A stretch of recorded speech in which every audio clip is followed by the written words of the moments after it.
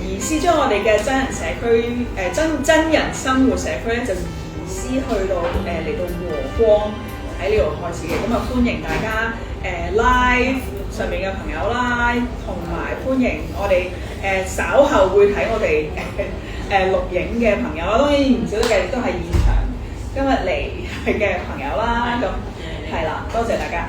咁呢一個我首先好快咁樣去，即係萬一有朋友第一次知道我哋呢一個真人生活社區其實係咩一回事咧？其實就係、我諗好耐之前，其實我哋有呢一個萌生呢一個諗法嘅時候，我諗應該由我初學 SRT 開始，2011之類嗰啲啦，13、14年嘅時候，2013應該係啦，2013、14年嘅時候啦，咁對唔住，回帶一下，我要即係萬一有人即係唔識我哋到咁樣嘅地步嘅時候，講到好似好勁啊！我係 Louise， 係我係 Louise， 咁係有 Millicent 係啦，咁坐喺我身邊嘅就係今日嘅我哋今日嘅朋友啦，係啦，今日嘉賓啦，和光咖啡屋嘅老闆係 Zack， 係啦，咁翻返去頭先我哋講緊究竟係咩原因會有呢一個真人生活社區咧？其實就係啱啱 Millicent 有提過，就係13、14年左右啦，係啦。咁我哋就係傾偈嘅時候就覺得我哋不如即係我哋覺得作為一個我哋喺呢一個叫做靈性療愈呢條路上面啦，我哋叫做喺個 position 喺個位置，就好似我哋去 provide service， 去俾服務，俾 client， 俾個案，俾其他朋友嘅崗位。但係我哋發現，第一就係我哋都需要支持啦，其實。咁第二就係我哋都會好想喺香港啦，或者甚至乎喺香港以外嘅地方啦，都會想建立一個好似一個圈子、一個社區、一個 community。咁而呢個 community 就係大家會知道我哋大家嘅存在，而大家亦都知道呢一個 community 係開放俾所有想行入嚟嘅人嘅。係，我諗初即係我哋都10幾年前有呢個嘅 idea 嘅時候，就係因為我哋嗰陣都係學生，係咪？即係我哋都係會去不停咁去發掘唔同嘅療愈嘅系統啦咁樣。咁尤其是喺嗰個年代，就雖然我哋唔係最早嗰一批啦，如果喺香港嚟講，咁但係都係如果比起而家嚟講，我哋都係即係算係比較前嗰批啦，而家突然間即係10幾年之後啦，咁我同 Louise 都做咗一個嘅老師啦，係咪？咁當然嗰個嘅社區嗰個嘅個目的或者而家嗰個嘅purpose 其實有少少唔同嘅。當初我哋即係做學生或者我哋做療愈嘅時候，希望就係話可以去揾多啲去大家支持，因為呢一條路唔容易行嘅。係啊，唔容易行就係話好多時去到不學咗一樣嘢，跟住如果我冇人去幫我去做 practice， 冇人去可以同行一齊去互相支持。當我喺呢個生活中去遇到一啲嘅問題嘅時候，可以大家去互相去討論啊，或者去俾一啲嘅 inspiration 俾大家嘅話咧，我好難去繼續行落去嘅。而事實上就係話嗰陣即係10幾年之後，有好多即係我哋嗰陣識嘅同行嘅朋友啦，咁中間好多時因為生活種種嘅難題啦，或者已經就係覺得我唔需要，我唔想再 practice 呢樣嘢。係啊，咁樣。咁到即係我哋而家所謂嘅後疫情年代啦，咁疫情就係話突然間好似突然間開放咗每個人嘅意識咁樣，大家都會去有一個嘅時間空間去睇返自己嘅內在，所以越嚟越多人去入行，係咪？突然間就甚至我咁頭先我喺心機聽到就係話，都會開始講緊就係話，我哋點樣要去療愈自己？第一樣嘢就係話去面對自己嘅脆弱。係咪？即係你收音機聽到，喺收音機見到，即係其實好有趣，即係已經變為一個嘅主流嘅傳媒都會去講呢一啲咁樣嘅嘢。咁所以跟住我哋之後，即係由舊年開始同 Louise 開始有一個嘅咁樣嘅想法，就係話 OK， 而家開始已經變主流啦。咁但係我哋譬如作為我哋有少少經驗啦喺呢一行，我哋因為都10幾年都行行咗咁耐，都冇放棄啦，係咪？冇放棄，同埋繼續繼續向緊行，同埋我哋就想希望有呢一個咁樣嘅社區，就係可以 support 到我哋嘅 clients，我哋嘅學生，甚至就係話一啲嘅冇入行嘅人，但係對身心靈係有少少嘅興趣，尤其是我哋想帶出一樣嘢，就係話呢一啲唔係 we want 嘅嘢嚟嘅，係啊，呢一啲就係話其實我要學到嘅，無論你學嘅乜嘢都好。我學到嘅，我點樣帶翻喺個生活上，係啦，咁所以我哋就有好多嘅唔同嘅嘉賓啦。咁今日就會請到呢個嘅老闆落呢句啦，係啦。咁所以即係嗰件事，因為我諗認識我嘅朋友啦，都會有聽過我講，即係尤其是現場嘅都係識咗1年，即係都唔短嘅時間嘅朋友啦，係啦。咁都會聽過我講，其實我係一個好現實嘅人嚟嘅。係，我係一個好現實嘅人，因為嗰樣嘢我能唔能夠喺日常生活裏面去用得上，我好睇重呢一樣嘢，係我好睇重呢樣嘢。咁所以嗰件事就係當我哋一路做緊嘅時候，你問我有冇學過啲 feel good factor，即係我覺得食得好好好啊個感覺。咁日常生活有咩用啊？感覺好好啦，咁都有學過嘅，都有學過嘅。但係更加理想嘅就係我哋都想將喂大佬老老實實真金白銀掉出嚟噶嘛？你即係你嗰個唔係2蚊嘅一堂嚟噶嘛？嗰個可能係即係4位數字嘅一堂嚟噶嘛？我都會想我 invest 咗錢一件事，時間亦都係，就係我點樣去學咗嗰樣嘢，然後能夠喺我日常生活裏面可以應用翻出嚟，我可以去即係真係可以 benefit 得到。咁所以就係我哋會用呢一樣，即係我哋請嘉賓都係 focus 喺呢一方面，就係我喺個路上面，我有學到，我有做住唔同嘅嘢，我有可能係各行各業，稍後時間可能你會見到嚟自，即係真係可能係counseling 嘅又有，唱歌嘅亦都有，係啦，唔同行業。咁今日就係和光咖啡屋嘅老闆啦，咁佢就係 Sago 啦，咁好。我哋入正題，咁入正題。咁之前我哋喺即係去 post 呢一個嘅活動之前啦，咁就都有講過就係話，咁 Sago 本身就係一個嘅攝影師啦，係咪？咁啊做咗好多年，都係一個好資深同埋好成功嘅攝影師。咁但係點解突然之間就喺呢一個嘅疫情嘅當中，突然間就去完全放棄晒自己嘅老本行啦，就去完全去進入一個未知嘅行業咧，咁樣。咁我哋首先即係由頭開始，由頭開始啊，係啦，由頭開始。譬如話，究竟其實啊，你細個嘅時候有冇所謂嘅夢想嘅咧？係嘛？我小時候夢想同而家真係爭好遠，係啊，我小時候咧曾經個夢想係做一個寵物嘅醫生，好誇張啊呢個諗法，不過我對好好啊，我而家嚟講係好誇張啊，寵物嘅醫生係，咁當然啦，你即係當然即係細個啦，因為即係因為細個都有養寵物嘅。咁我又覺得照顧一個寵物原來真係要好多知識嘅，即係你唔係真係走去買包糧俾佢食飽佢，或者係你夜晚佢由佢瞓咁樣。即係有陣時佢有唔同嘅 situation，你都要知道究竟佢發生咩事啦，你要識得點樣去 take care 佢啦咁樣。咁所以我有一刻係會諗第時如果佢真係病咗嘅時候，其實如果我醫到佢就好辣咁樣，即係我都有諗過呢樣嘢嘅。咁當然啦，口碑大下先知，原來佢寵物醫生係要讀好多書啦，係啊，要去外國啦，深造啦，哇，太遠啦呢個，因為我屋企都唔afford到我做咁多呢啲嘢，所以就冇啦，放棄咗啦。咁跟住然之後就中學啦，咁都有諗過係做包裝設計師嘅。OK，即係設計師都有好多種。咁其實包裝都係一門學問嚟嘅。咁嗰陣時入院其實有呢一門設計讀嘅，專門淨係讀個包裝。咁係呢樣嘢嘅。咁即係當然個包裝裏面包括埋嗰啲 creative 嘅圖案啦、圖文啦，或者總之係有好多嘢可以讀。其實嗰陣時我都好有興趣想做呢樣嘢，但係就係嗰句啦，即係可能又要原來係要去日本讀書啦，跟住然之後先可以入嗰個課程啦，跟住然之後先可以再即係入到呢一行讀到呢個書，然之後你先至再諗下有冇機會喺香港做翻呢個 designer。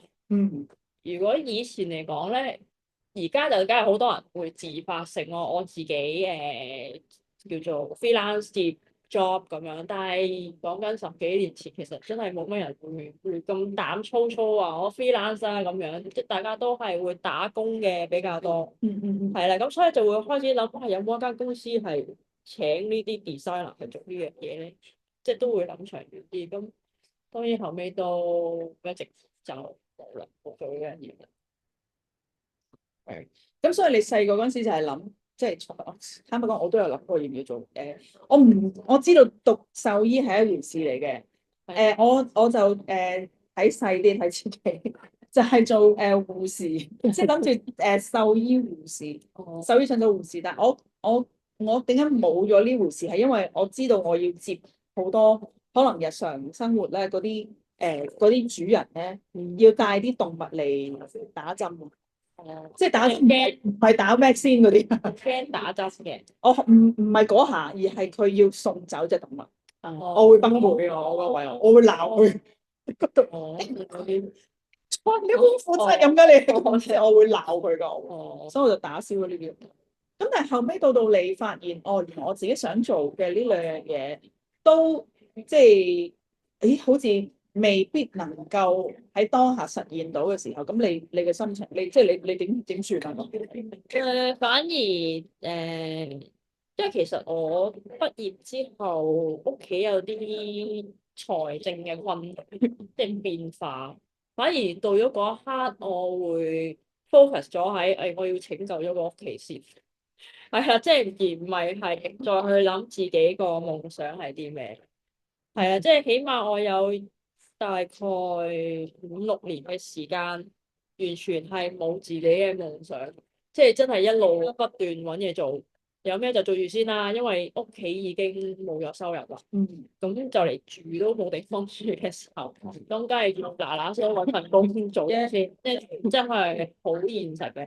係咁嗰一刻，即係咩夢想都冇。係啊，咁但係啱啱去到即係可能一路做嘅時候，去到第5年、第6年度啦，個環境開始好翻啲啦，即係我屋企人有翻啲屋住啦，咁先至真係再去諗我想做啲咩咧，即係客人開始呢樣嘢。我有啲想去問一問就係話，當你其實完全係工作係為咗生活啦，係咪嘅時候，其實你俾你最大嗰個嘅感想，又或者你當時你其實覺得自己喺呢一個5年裏邊，你 take away 你得到嘅，你學懂嘅，又或者俾你帶俾你一個點樣嘅覺知咧？可能我目標都真係會比較清晰，就係我要安穩啲，因為屋企真係收入咁。但係當然啦，即係我嗰第一份工係一間24小時嘅網吧，嗰陣時興嘅，即係啲人去睇漫畫啦，跟住可能會上網啊玩下 game 啦，咁就我就翻通宵間，係嘛？係，咁我就會係翻通宵間。係，咁但係其實你雖然話係即係好安分嘅一份工，但係都裏邊都學到好多嘢。始終啱啱出嚟社會，其實你做咩你都一定係學到嘢嘅。係啊，咁喺裏邊其實我都即係有陣時深夜通宵冇廚師嘅，咁我都要入去廚房煮下嘢。咁水吧又冇人嘅，咁我又要水吧度做嘢啦。咁我有陣時又要吸下塵啦，咁啊收下錢啦，咁即所有嘢都要做嘅。咁嗰度真係學咗好多嘢，即係亦都可能因為嗰一刻而 create 到而家咧唔定。係我啱啱想講，好似好似喺 prep 咗你去開呢一間，即係開咖啡鋪嘅baby steps 第一步嘅種子咁樣。係啦，仲有粒種子落去。係啦，咁係辛苦，但係都有啲滿足感，因為一份工裏邊其實都學到好多嘢。係啦，咁就 so far 又唔係話真係好難過咯，因為當你投入咗喺份工裏邊，其實你都冇乜話係會諗好多呢啲傷心開心嘅嘢，或者夢想嘅嘢。當然夢想有陣時都會如果我可以咁，我可以自由就好啦。咁但係係咯，因為真係嗰個壓力都大，所以真係 focus 晒喺個工作裏邊，尋找快樂咯。我想問一樣嘢就係嗰陣時，你可能你會發現你今日係會不停問呢樣嘢，就係喺天下間咁多唔同嘅工作，嗰陣時係咩原因吸引到你去做呢個24小時忙碌？因為坦白講，我到頭先我先諗係喎，有呢樣嘢，點解我嗰陣時？因為我都係揾工嘅啫嘛，啱啱畢業嘅時候，係咩嘢吸引到你去揀呢一份工作咧？本身個人都好清楚，知道自己唔中意做咩。即係我自己好清楚話着制服嘅工我唔會做。OK， 係即係因為我媽會有叫我，不如你去考警察啦咁樣。咁其實我都有試過，但係我嘅視力方面應該唔得嘅，係體能都應該真係唔得。咁就即係 hea 咗佢就算啦。即係我有話俾我有 join 過，幫人請我啲係咁樣。係啦，咁跟住然後咧就係嘅工我就不叻，因為我都學歷都比較遲，係啦，咁所以就都冇揀到我嘅，同埋我一坐低就會瞓着先，即係對住個電腦我就都嘅用，所以就揀啲行動性嘅，咁就其實因為嗰時我記得揾工都唔易嘅，係啊係，咁所以最後就揀咗呢啲。所以嗰陣時就係即係都某程度上就係你都清晰知道自己要啲乜嘢嘢啦，跟住然後知道自己唔要啲乜嘢啦。即係嗰陣時我哋所講嘅清晰知道自己要啲咩，包埋要啲咩嘅。其其實好多時嗰啲所謂唔好嘅經驗就係一啲過濾器嚟嘅。係啊，係啊，幫我哋去釐清究竟自己追求緊嘅係啲乜嘢嘢。又或者就係去收窄範圍，就係話原來呢啲唔啱我嘅。係啊，係啦，係啊，係啊，係啊，係。咁我哋喺繼續傾之前咧，喺IG 上面睇我哋 live 嘅朋友咧，咁我哋就到呢度先。咁但係如果你之後想睇埋我哋下半部嘅我哋今次嘅 event 咧，遲啲會喺 YouTube 上面會見到嘅。好，我哋 IG 上面睇先。要 share。如果唔係佢會冇咗條片嘅，如果唔係佢會好驚嘅。其實係啊，你係啊，你搞好啊，唔該係。好嗱，呢段我係會剪嘅，放心。technical 嘢我係會剪嘅，係。所以嗰件事就係當其時呢一個網吧呢一個工作，就係某程度上第一佢種咗個種子，即係種咗和光嘅種子喺度啦。第二就係佢會幫你去釐清咗，我知道自己要啲乜嘢先。係 OK。咁你當時你喺呢個網吧嘅時候，你即係譬如你嘅心情，雖然啱啱你有講佢話其實我都冇得閒要顧咁多啦，都係為咗要工作啦咁。咁但係你會去點樣去睇？譬如我，因為你會帶咗一個乜嘢嘅心情去翻工咧？嗰陣時又冇乜特別。冇乜太大，冇乜下特別，都係翻工。哦，OK。不過只不過係有一個唔係好適應，就係你讀書，到你啱啱行出嚟社會做嘢嘅嗰一刻，你會有啲唔適應。係啦，即係除咗你個咁 regular 嘅翻工放工時間，一定係唔空過同以前翻學放學係一樣之外，基本上。你要開始學識點樣同其他社會唔同嘅人相處，呢個係我覺得係難嘅。嗰陣時係要真係去學。咁屋企人有冇即係除咗即係當然就係你去幫助屋企嘅生活啦，係嘛？咁但係會唔會都會有啲嘅説話俾你聽，就係話你可以做幾耐啊？咁係啊，一份咁樣嘅工，仲要係返通宵，係咪？係啊。佢又冇乜話我要做幾耐嘅，係。不過當然即係佢見到我有一份穩定嘅工，佢哋都會安心嘅。咁呢樣嘢對我嚟講，其實都已經係即係已經叫做比較平復啲咯。at least 我屋企嘅人係有屋有嘢食，即係咁樣啦。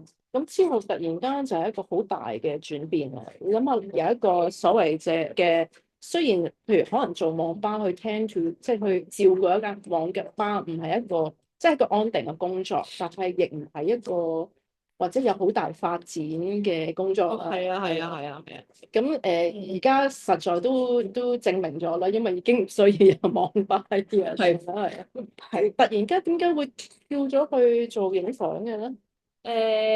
因為咧，我後尾發現長期返通宵更咧，開始令到我有啲個時間好似有少少唔清晰啊。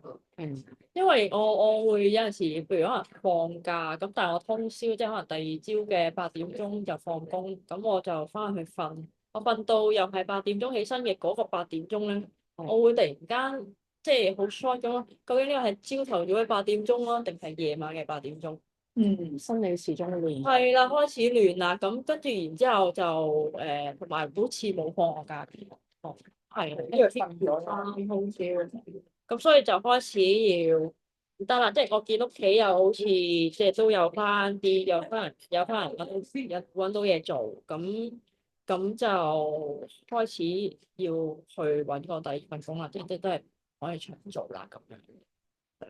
咁你點樣入行嘅咧？其實係因為我都好奇妙嘅，一行下街咁樣撞到個阿 Sir，以前即係中學教我哋嘅阿 Sir，跟住就我哋學校請人啊，你過唔過嚟做啊咁樣。咁係，跟住我就翻咗去母校度做，咁就係做校務處同埋活動助理咁樣。係啦，咁嗰陣時咧就好學校咧就好 plan of 佢哋個學校有啲咩活動。去 present 俾啲家長睇原來我學校多姿多彩㗎咁樣，咁我就要去好似一個小記者咁去影相，周圍影。咁點知咧我就收到校長嘅，直頭係直接見校長。你啲相實在太出唔到街喎，好核突，即係真係佢真係鬧。係因為真係你啲相真係好核突，出唔到街咁樣，即係嗰一刻我就會覺得。點算咧咁樣？咁於是有的起心肝去報讀理工大學一啲 course 係講關於影相嘅攝影個嘅課程咁樣。咁我又走去讀呢個 course 咁，跟住就開始慢慢就接觸好多攝影嘅嘢。係啦，所以要多謝個校長啊。係啦，即係你嘅人生嗰個嘅即係職業嗰條路，其實一啲都唔容易。係嘅，但係我覺得某程度上都係自己嘅，自己俾自己嘅，因為我可能係一個唔係好安分嘅人，所以先至會不斷想揾一啲嘢去做。所以嗰件事，但係我覺得啱啱我好認同 Rachel 講嗰樣嘢，就係因為你好多時候我哋面對緊喺工作上面覺得。喂，你諗下喎，俾老闆兜口兜面，喂，你咁樣真係唔出得街嗰啲嘢，我接咗啦嗰個位，仲揾嘢學啊！我連相機都唔想拎起佢啦，分分鐘喺嗰個位。嗰一刻個自尊係有少少受咗傷。少少，我好受傷啊！通常呢啲位我會，你諗下，即係譬如我哋平時同 Billy 即係以前上我仲會上緊半夜堂嘅時候，俾老師話一句咋，就已經即係，我面見人咯，我覺得咁係啊。咁而調翻轉頭喺嗰一刻，我覺得我佩服你嘅地方就係一個咁大嘅被不認同啦。反而你能夠去 take 佢 as 好似一個機會去幫自己去再進一步去令到自己手上面做緊嘅嘢係變好。係咩令到你唔喺嗰個位放棄咧？因為好多人其實去到嗰個位就會覺得，首先我唔啱做啦。係咯，又或者就係話你唔識嘢啫，係咪先？係啊，又或者係啦，嬲佢咯，你唔識嘢啫咁咯。係啊，係咩令到你會放棄喺呢個位堅持落？想俾佢睇死咯。咁屈氣啊！係啊，嗰個冤屈嘅唔想俾你睇死。但呢個位係重要嘅，我覺得。係啊，呢個位。即係你覺得我唔掂，咁我就做到掂。咁你都呢個都係我做緊反差好大。呢個嗰個感覺係都好強㗎，其實係啊，即係唔係話人哋 ban 咗你一句你就真係要縮沙走，而係人哋講得呢樣嘢一定有原因嘅。即係首先你要分析下，唔係真係人哋可能或者人哋唔會理佢惡意定係唔惡意啦。咁人哋講得出呢句嘢係一定有佢嘅原因。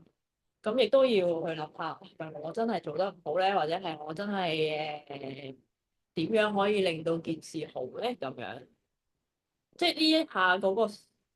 呢下我係有咯，當然受傷會有，但係就會覺得，我做到俾你睇嘅時候，咁你睇你仲有冇嘢講，即係咁樣，所以當你咁樣嘅。開始學影相之後，你繼續係喺嗰間學校度做嘢嘅。有㗎，後尾佢都有讚我，啲相好咗好多啊咁樣，佢有嘅。OK，係啦。咁你喺影相呢一段時間啦，即係你由學校啦，因為我哋之前有傾偈，就係知道你又喺即係又喺唔同嘅一啲大牌子，一啲 fashion 嘅大品牌裏邊都做過 photography。你喺中間點樣由一個學校轉到去呢啲 fashion 牌子？係應該，因為我後尾新呢間母校，我啲人工比較低，係啦，咁跟住即係又係即係好似咧譬如可能我佢話我啲相整得唔好嘅時候，跟住我就做好咗俾佢睇，覺得自己好似又喺呢個空間個 task 做，咁我又要開始去揾第二啲 task 去做啦，咁樣，咁跟住就開頭首先係揾咗一間。唔係，係有一日咧，我係問我家姐，我話如果我用攝影做我嘅行業，你覺得有冇錢咧？咁樣，因為你始終生活都要錢。喺嗰陣時嚟講，攝影都唔係一個揾錢嘅行業。咁所以就我都思考咗好耐走唔走，但係後尾我家姐就話緊要㗎，你覺得想做你咪去做咯。跟住就去咗間雜誌嘅公司度做。但係做咗一陣，佢就接咗啦間公司。係 OK，跟住我就覺得都行咗第一步啦，咁不如再揾多份攝影嘅工啦咁樣。跟住就係影 BB 先嘅，係啦。跟住就開始學咗去影樓裏邊嘅嘢啦，係啦。跟住再進而一步咧，就係去。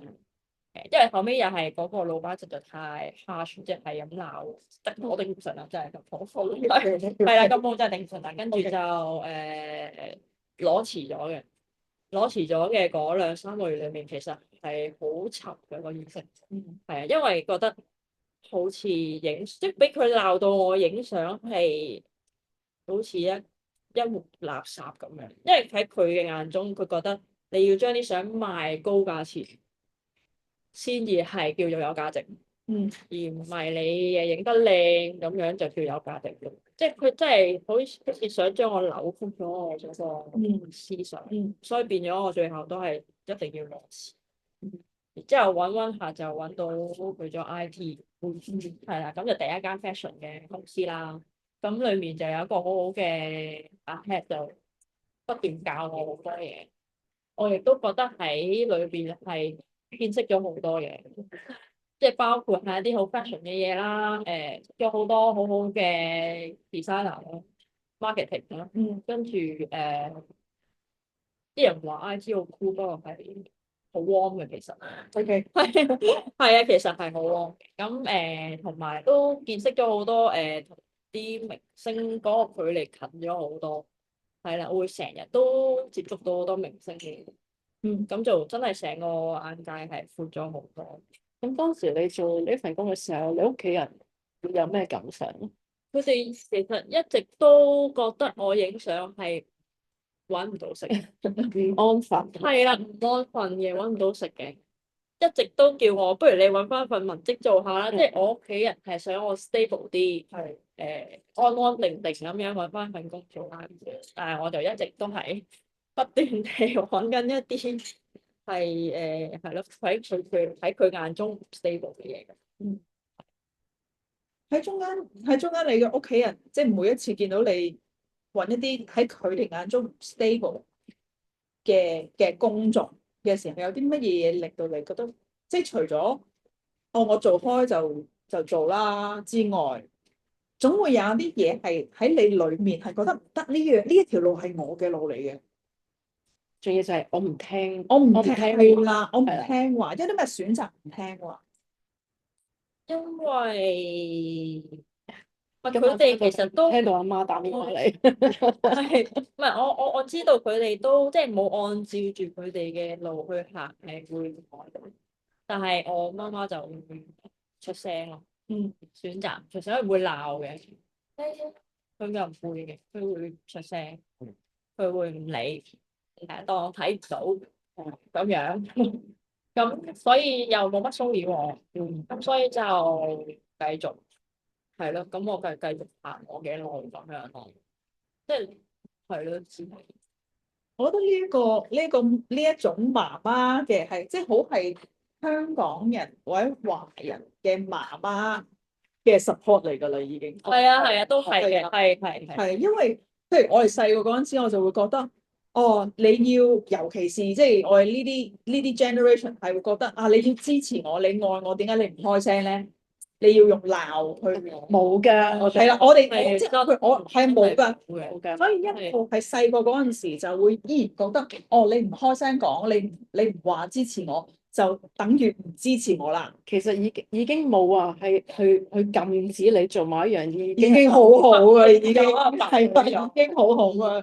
因為呢個係到近呢，我真係去到近呢10年先識得欣賞呢一個媽媽沉默嘅支持嘅。你諗下，我哋即係在座3位都係揀一個好唔同嘅路。你去演藝啊，我其實我就揀咗設計，係咪？咁所以我記得我啱啱即係收到理工大學，即係話入咗設計系嘅時候，我媽咪都話：點解你唔去做份銀行或者做護士啊？因為我媽媽就係護士，做護士永遠都會有工返嘅。係啊，我媽咪就係教書，係咯，即係教小學。我諗我係到近呢10年左右啦，佢先至唔再講，或者係甚至乎我真係好多謝我媽，佢先至會幫我講説話。即係當啲長輩就哎呀，你咁樣，你而家做嘅仲係做緊嗰啲嘢啊，咁嗰啲咧，跟住我媽就佢好正經㗎，佢做嘅嘢，即係佢會幫我講説話嘅，佢會。咁所以我諗對於媽媽嚟講，對於我哋嘅長輩嚟講，所以我話嗰個沉默其實係一個好大嘅支持，同埋而家可能個人年紀大咗咧，唔係年紀大，即係個人大咗，成熟咗係好好啊！個人成熟咗，識得欣賞呢一個即係默默嘅支持，俾個自由度我哋咯。係啊，咁好啊，講翻你啦。咁頭先有講過就係你去到即係因為之前想要證明翻俾自己睇啊，其實我係得嘅。我去學唔同嘅嘢啦，甚至乎係想令到之前睇唔起我嗰啲人去收聲啊。OK 呢啲啦。咁而因為我都知道你有學其他嘅一啲嘅靈性療癒工具咯。係啦，係咩帶到你去呢一個方向咧？係去到某一個位，覺得其實咧，我自己覺得每一個人想開始踏入一個 spiritual 嘅嗰個門口嘅時候咧，佢都會有一刻會首先係問我係邊個？Who am I？跟住當你問得呢句嘢嘅時候，就好似同個宇宙講：你係咪開門啊？咁樣係嘅感覺。係啦，跟住我就係做到，其實係喺連卡佛嗰度亦上映咗，大概都4年左右啦。因為都嗰個日子都好安穩同埋好開心嘅，其實。咁但係去到某一刻，突然間會覺得好似咩都擁有啦嘅時候，會突然間覺得啊，其實我係邊個咧？我係做緊咩嘅咧？咁樣，即係有一刻。呢一刻嘅時候，同埋開始會同個宇宙講，有啲悶啊！即係你如果你係會同個宇宙講話有啲悶咧，佢就會安排好多節目俾你嘅。係啊。我都發現就係其實即係譬如尤其是我哋初學靈性工具嘅時候咧，你會發現好多嘅同學咧都係有一啲嘅 creative background 嘅。係啊。設計師啊，或者做一啲演藝行業啊係等等咁。某程度上就係話，其實呢一啲嘅行業全部都係關於要自我表達自己嘅。係啊，當你喺唔同嘅藝術，其實你每一件嘅作品，每一幅嘅相係咪？我其實咁啱，我今日做好多包裝，其實好有趣嘅。咁都係其實係好似佢要表達自己嘅部分，而表達自己嘅部分其實就係話，究竟呢個係我乜嘢嘅我咧？呢個係咪我嘅某一種嘅風格咧？喺嗰個嘅風格其實都喺度反映緊就係話，我原來我係一個咁樣嘅人。但係當然就係其實喺設計或者喺即係藝術裏邊，你會覺得或者未係好清晰嘅。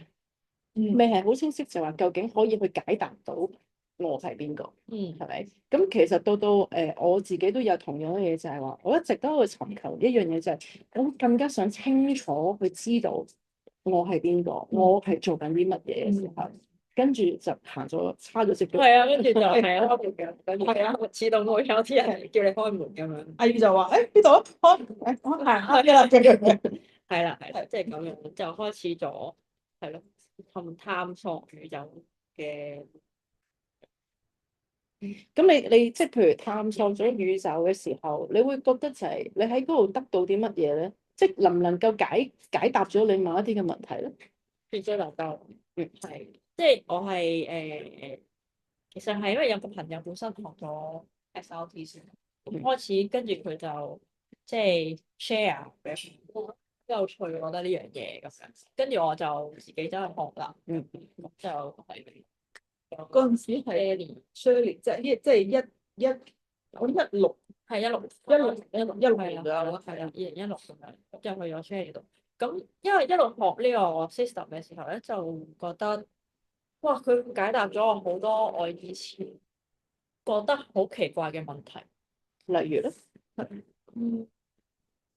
然後突然間一時間又即係有一啲嘢棘住咗，跟然之後佢就會即係突然間有一刻你就會諗到，原來因為某個原因而令到你咁樣棘住咗啲嘢嘅，即係我又突然間真係唔記得咗個 example 係乜嘢，但係你會再去上完個堂，或者係你去學完呢一樣嘢之後，你再去回顧翻你自己以前嘅嘢，或者係一直棘住你嘅嘢，你就發覺所有嘢都好似通咗。突然間有一樣嘢，咦，原來係咁樣就通咗咯。即係好似你嗰個網吧嘅日子，其實就係話好似幫你鋪咗某條路一樣。係。因為你一路行嘅時候，其實你個內在都有好多嘢，有多情緒，或者遇到某一啲嘅問題嘅時候，你唔識得去點樣去解決，呢啲都係一啲課題嘅嘢。咁但係有陣時你唔會知道個方法係乜嘢，或者唔知咩嘅原因會出現呢啲嘢，咁就係某一即係就係做完呢一個SRT之後，就會開始逐一擊破咗你以前好耐年前嘅一啲舊嘢。即係我覺得呢個係好 amazing。咁你學完之後，其實繼續去翻緊呢份連家佛嘅工啦。咁你覺得喺嗰個嘅突然間喺你個生活中會出現咗另外一樣嘅即係風景咧，或者譬如有啲乜嘢令到你之後突然間又會攞即係會離開咁樣？因為其實學完之後咧，就反而會向自己內在尋找多啲。係啦，因為以前會好 care 自己嘅內在。係啦，但係當你去真係去尋找 spiritual 嘅嘢嘅時候，其實不斷係向自己嘅內在去尋找嘅，或者係去釐清緊一啲嘢。咁真係會開始慢慢分認識自己咁樣。咁就會個人會踏實啲，就實在啲。即係好似好多嘢都平咗啲咁，但係冇辦法，因為後尾係私藏，咁所以我就變咗出咗嚟咯。但係 so far 我覺得係好開心嘅，因為我得到好多。咁之後就再去揾第二份工，都係關於設備嘅，係幫一間公司去 create 佢嗰個一啲 e-com 上面嘅嘢，即係而家嘅網頁上面見到嘅一啲 point shot 嘅嘢，就要揾一個 create 佢。我就係去咗嗰度做。咁但係一路做嘅時候就會覺得，哇！啲工作好重複啦，已經做咗4年，都仲係重複咁樣，咁就開始覺得有時候要即係可能要變一變啦咁樣。又開始唔安分。係啦，又開始唔安分，係冇錯。我哋嗰個叫咩？快門按鈕員，我快門按鈕員，係即係由攝影變咗做快門按鈕員。係啦係啦，咁就好悶，因為你每日就係影同一樣嘢，邊一個杯，跟住就擺喺度，跟住你就撳掣，跟住轉個圈撳掣，跟住轉個圈又撳掣，咁所以呢樣嘢係好機械性嘅，都開始同埋一個 creative 嘅人嚟講，呢樣嘢其實係都幾辛苦。即係所以到真係覺得要改變嘅時候，就係因為會覺得重複啦，開始覺得悶啦，係咪？係咁係一啲嘅，即係一啲負面嘅嘢就去驅使我，喂，好似唔得啊，我又開始唔安定啊咁樣。咁但係其實你會唔會仍然都會去諗下就係話啊？咁究竟其實我想要一個點樣嘅生命咧？尤其是頭先你都講過就係，當你開始咗即係認識自己嘅時候，有冇去反思過就係話，其實我想去活一個點樣嘅人生出嚟？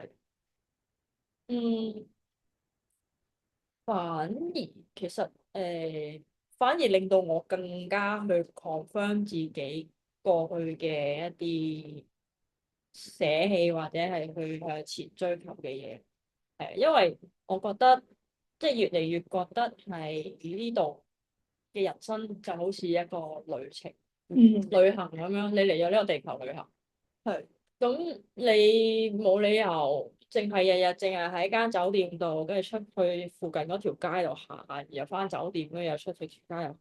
呢個旅行嗰個日子好快就完啦。咁你日日都係咁樣，你咪睇唔到好多其他嘅嘢咯。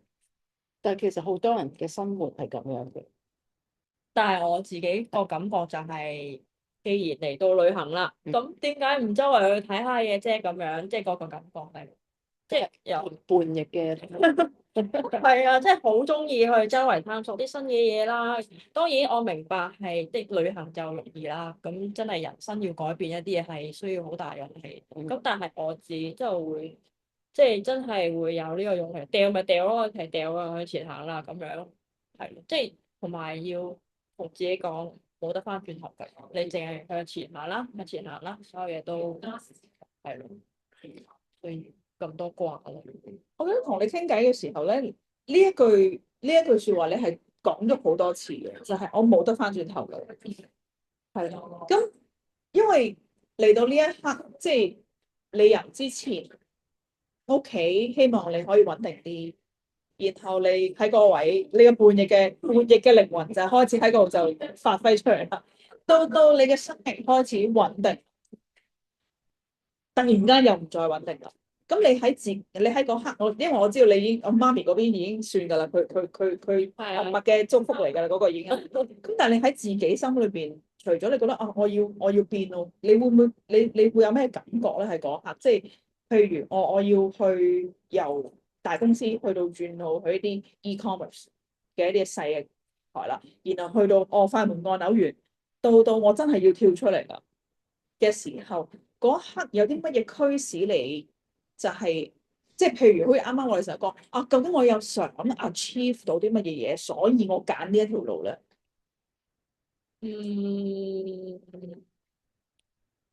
除咗逼住行之外，因為對於我哋嚟講，好多時候真係即係譬如我自己嘅經歷，好多時候真係我眼前呢個唔 work 啦，呢度冇 work 啦，我逼住要行啦。咁我就自必然就要喺嗰個位就要去揾方法。咁但係當我去揾方法嘅時候，天下間有好多唔同嘅方法。即係當我好 desperate 嘅時候，我有諗過啊，我係咪要即係當我以前都經歷過嗰啲，我要揾 part time，因為我有一個點解我揾 part time 唔揾 full time，係因為我有一嚿更重要嘅嘢我想做，所以我要揾其他嘅嘢去就我嘅時間，我去揾一個 part time。但係我揾 part time，天下間有好多 part time 可以揾噶嘛。我可以揾 supermarket 嘅倉務員，我可以揾 coffee shop 嘅侍應，我可以揾一啲office 佢會請 OA，因為喺嗰一刻係我已經有一個方向喺度，係生命推住我行，生命推住我行。但係係啲乜嘢令到我去選擇呢一個方向咧？我反而調翻轉就係話，其實係咪真係咁多選擇咧？係咪？即係某程度上就係你會遇到嘅機遇，好多時已經某程度上係因為係符合你嘅。即係其實有時，如果當你去最迷失嘅時候咧，你就去行一條最無阻嘅路，其實就係最啱嘅。係啊，而嗰件事係因為我哋心裏面已經有一種就係呢啲我唔想做，係啦，呢啲我想做，我已經分咗。係啊，而我記得好耐之前，真係好耐之前，細個嗰陣時有個長輩同我講，佢話你要揾錢好易啊，你只要你肯做就得噶啦，唔使犯法。係啦，唔使犯法。你喺嗰刻你唔好諗我係咪違背你自己嘅心，因為你知道嗰一刻呢份工係賺錢嘅嘢。而我嗰刻聽到，我到而家自己講翻出嚟嘅時候，我都覺得好難受嘅。即係係咩原因令到個人會咁 desperate？而當我哋就會去揀、去調整、去調校邊啲啱、邊啲唔啱嘅時候，佢嗰個長輩講嘅就係，因為你未夠 desperate 咯。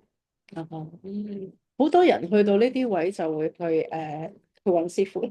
係啦，去揾師傅啦。好多時候就會話：哎呀，我究竟邊條路啱啊？開個牌先咁。即係尤其是我哋有工具，你開個牌先咁。係啦，即係因為我去睇翻你嗰條路嘅就係好多時候好似推到冇得揀啊！人哋自己關嘅事，其實係咯，係啊，自己關。係啊，但係其實係咪冇得揀？唔係冇得揀，而係我揀咗呢一條路。係啦，即係好似如果你譬如即係10幾年之後咧，你去向後看嘅時候，每一步其實都有一個必須你要去學習嘅嘢。係啦，當然就係中間可能未必需要咁長，係啦，未必需要咁辛苦，係咪？咁但係某程度上都係慢慢去 guide 住你每一步，其實你最後會點樣繼續行落去咧？咁所以成日都會覺得就係話，究竟係咪真係有完全嘅自由意志咧？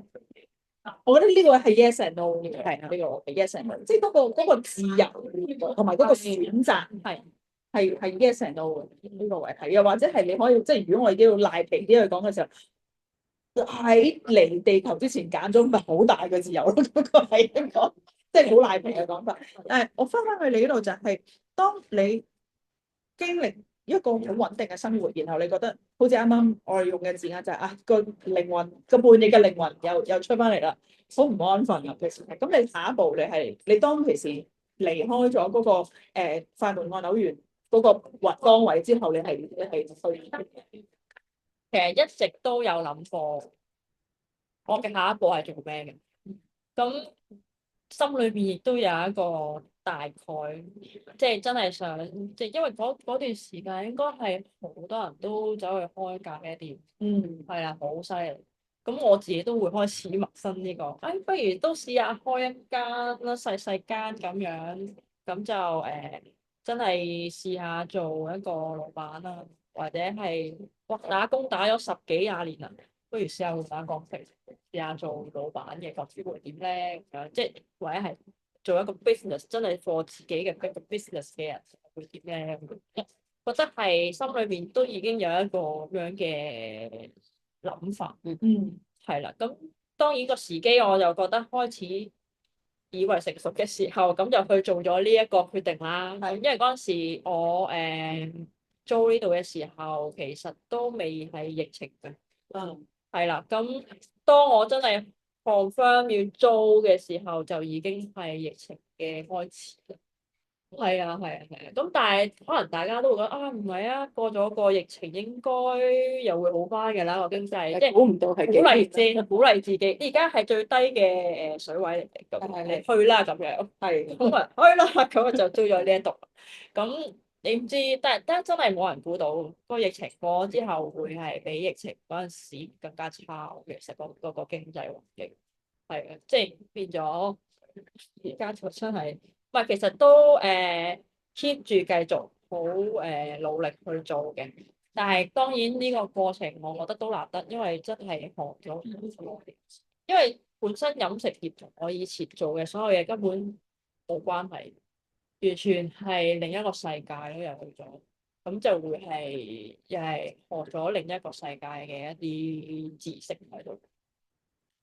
咁你會唔會會掛住影相咧？都會嘅，會嘅。會嘅，係啊，即係覺得影相呢樣嘢已經對我嚟講係好似另一半咁，即係隨時攞部相機就影，係啊，但係唔影又唔會話哎唔得啊，我哋要影相，我癲咗咁樣，又唔會嘅，唔會嘅，係，反而我都會有陣時會望翻自己唔同年紀影嘅相出嚟，嗰個感覺係點樣？係啊，因為以前好耐之前，其實都已經開始識得睇相，即係我會睇到張相究竟係一個男人影定係女人影。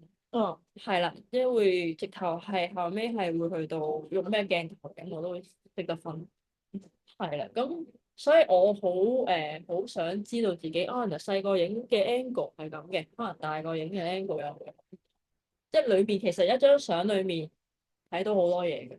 係啊，當然而家咁速食就梗係乜都睇唔到。係，但係我覺得如果攝影師真係好有心咁樣去影一輯相出嚟，你去望嗰張相，其實係望到好多嘢。你會 read 到好多佢嘅嘢。咁即係既然呢幾年都唔易過啦，係即係個經濟環境又咁樣，係咪？而家個經濟環境都唔好得去邊啫，係咪？咁有啲乜嘢令到你繼續每一日都會去返工，每一日去開鋪咧？其實係咁即係好實在咁樣，當然係今次嘅人交租啦，係咯，係交租生意啦，係啦，要交租咗。咁當然你話其實都可以有好多唔同嘅方法去交租同埋去食飯嘅，但係我自己就會好想利用呢個平台，即係呢個地方去 share 自己見到學到同埋即係食到嘅嘢，大家分享咁樣。係咯，因為呢樣都係我好想開嘅原因。因為有一個途徑，因為而家可能好多鋪頭都中意用 QR code，一坐低咁樣撳，但係對我嚟講就我就好想，因為始終我好想同個客傾多陣偈，又或者可能佢好簡單入嚟淨係買一杯咖啡，咁其實你都可以從佢想買呢杯咖啡，究竟佢係咩嘅，即係時間啊，或者係咩嘅心態，或者點樣，你好實在，或者係佢咁啱，可能佢真係好失落嘅。同我講幾句嘢，佢會開心翻啲嘅。即係呢啲溝通係要有咯，因為你 QR code 你撳，你根本都唔知嗰間究竟係好難啊！我覺得呢個你覺得喺呢一個即係開咖啡鋪呢一個經歷當中，同你嘅作為一個攝影師嘅靈魂，兩者之間有啲咩互補、互相補足嘅地方，或者係你覺得好原來係咁樣樣嚟嘅喎？我呢一個 sense，其實好都幾融入到兩樣嘢 mix 埋一齊，因為其實我自己一路做會覺得嘅，咁但係當你去其他咖啡店嘅時候，你就會更加覺得自己嘅嘢同人哋有咩唔同。即係可能大家都係一個好普通嘅一件事，但係我就會再想嗰個樣靚啲，係啊，影出嚟啲相又要好有要求。好啊，係咯，即係呢樣嘢就一定係有咁，可能係嗰個方面嗰個智慧可以做多啲咁樣，即係唔係即係好簡單咁樣意粉啊啲咁，就可能意粉裏面可能又落多少少你哋意想不到嘅一啲醬料，出嚟個效果又會即係希望大家可以食到一啲要食到喎，呢個味道幾得意喎咁樣，即係最理想係想做到呢啲嘢。咁呢啲都係同 creative 有關，係。我估嗰樣嘢除咗 creative 之外，亦都係嗰種即係同人好有關，同人嘅溫度好有關係。因為啱啱你提嗰樣嘢就係我作為一個攝影師，即係當我作為一個攝影師嘅時候，我認認真真去影一輯相，同我而家用電話，所有嘢都已經 set 好晒，所有嘢你撳一個 auto，佢就識得同你 tune 到靚一靚。係一個溫度嘅分別嚟嘅，其實係啊。係啊，咁所以你覺得即係喺呢一個，你作為一個攝影師嚟到呢一度，即係我成日都講，即係我唔想淨係去界定你係一個攝影師定乜嘢嘢啦，唔係啦。尤其是而家你開緊一個咖啡鋪啦，而再配合埋你頭先講嘅所有譬如你學習所有靈性工具啊，你嘅經歷啊，由以前細個嗰陣時，因為要生活而推到嚟而家呢一刻啦。你覺得喺呢一前半月啦，你即係經歷咗呢一段時間啦，對於你嚟講，你覺得有啲乜嘢嘢係你好珍惜嘅？你覺得哇，呢樣嘢係我嘅 signature 嚟，呢樣嘢我唔能夠妥協嘅呢樣嘢，都係 creation 咯，creative 係，因為呢個空間係一定要有咯，我覺得係，我唔可以真係好硬死我一個冇我哋得咁多，就算得咁多，我都要有 creative 喺裏面。係，咁當然我梗係希望闊啲嘅一個空間。我見到Sibyl 做嘅任何嘢都係開創性嘅。係啊，其實係嘅，係啊，即係你諗下，喺呢一個，我記得我第一次經過和光嘅時候啦，我覺得好得意嘅呢個位，因為佢喺外面睇係以為佢係兩間鋪嚟嘅，以為係啦，我以為佢兩間鋪嚟嘅，咁原來可以咁得意嘅，點解？咁原來唔關事，原來係一件事嚟嘅，原來係。然後我再睇好多時候 coffee shop 都係啲暗暗地啊，啡通好重啊，係啦，我寧願要再擺啲蠟燭啊，擺啲成啊，即係好 stereotype 嘅嗰件事。喺香港嘅 coffee shop 已經係屬於啡色嘅系列嘅嘢嚟嘅，你覺得咖啡鋪一定？但係你行到入嚟和光，其實原來又唔係嗰樣嘢嚟嘅喎，原來。我覺得我揀呢度最中意係佢陽光嘅時候，佢嗰啲光真係入嚟嘅時候好靚。係，即係最近仲要有埋呢啲咁樣嘅風車咧，佢嗰啲反光係就係反到嗰個彩虹出嚟，係即係更加靚。即係我就中意陽光多啲嘅。以前影相嗰個 L 都係陽光嘅，係。咁即係譬如我哋問埋最後嘅問題就係話，咁即係都見到你其實都即係為自己開創咗好多唔同嘅機遇啊、事業啦，係咪？咁你覺得你點樣展望你嘅將來？你見到嘅你自己嘅將來點嘅？又或者而家你有冇唔安分先？暫時呢度好充實，仲 handle 緊，好充實，非常之充實。係但係都開始有一個遠景圖出現嘅啦。其實係啊，咁即係其實因為我一路以嚟嘅經歷啦，我又唔係話即係話好自我好叻咁樣，唔係，即係我自己覺得好似一個小朋友行到唔係好踏實嘅，係就嚟跌啦，就嚟跌啦咁樣一路咁樣行嘅時候，就會覺得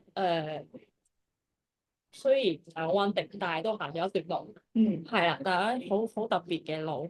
咁我好希望攞呢一紮嘅經驗或者係睇法去幫到人。咁嚟緊就係想做一啲即係幫翻人嘅工作。其實你已經做緊。咁係。最真係啱啱雖然呢個時間，我哋最後一個問題，我想問多一個，就係你想通過呢一間咖啡鋪 achieve，我希望每個人可以嚟到都舒服，即係平靜，即係可以有一個空間俾你唞下氣，或者可能你哋會有啲咩唔開心嘅嘢，可能你坐咗喺度等一陣，或者冷靜下，然後又係有另一番嘅感覺嘅。即係我希望呢個空間就係俾人哋即係一個平靜啲、冷靜啲諗清楚，或者係一個你開心嘅食落去，哇好好味啊，好開心啊咁樣積極咁樣嘅空間。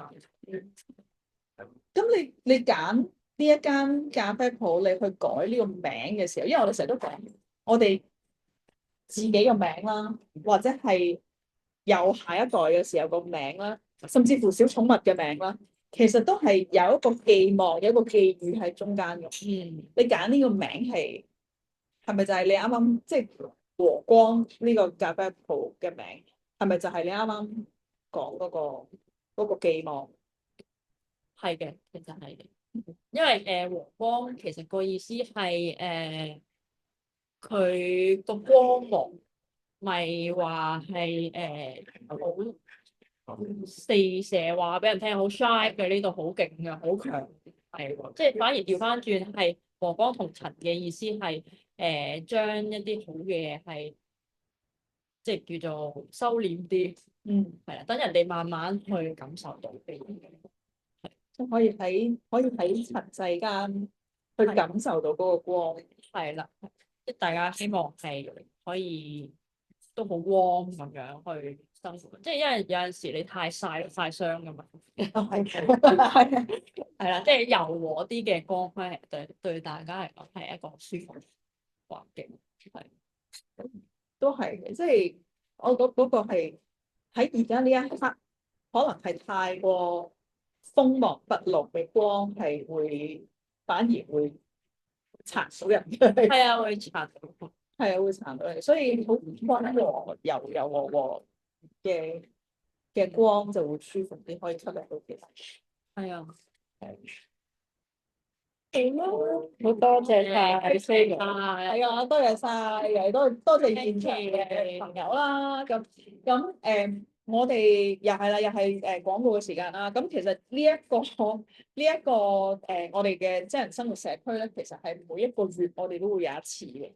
其實咁咪預告一下啦，預告一下下個月4月嘅嘉賓咧。其實今日佢都坐咗喺度嘅，只不過係佢一路都冇出鏡嘅，只係啦，就係一個即係一個朋友啦，一個好朋友咯。佢都係一個專業嘅識唱一個歌者，我唔想用歌者去形容你啊 ，Kevin 一個演唱家啦，係啦，一個歌唱家啦，咁就係係啦，就會係分享下佢作為一個即係喺藝術方面嘅作為佢嘅事業嘅，而同一時間佢亦都係同時間去 practice 好多唔同嘅靈性嘅工具喺呢兩條路上面。好應咗啱啱Melissa所講，我哋身邊識嘅人好多時候會做 practice 靈性工作嘅人都會有一個 artistic creative 嘅一個 background。咁啊睇下佢從呢一個角度。佢點樣去分享佢自己嘅經歷，可以係咁，我哋今日就嚟到呢度先啦。好啊，多謝大家。拜拜。